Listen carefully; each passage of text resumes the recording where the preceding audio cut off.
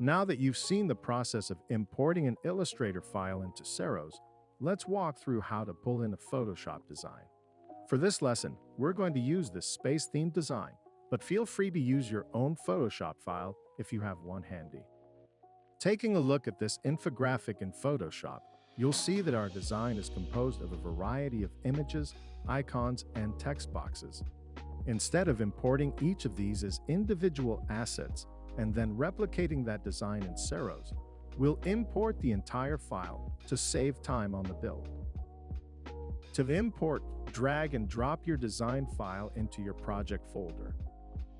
You can also click the blue New Experience button and then select Import to choose your file.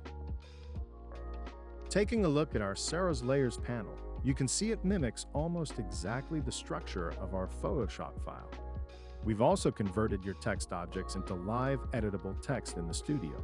From here, you're ready to begin adding any interactions and animations to bring your content to life.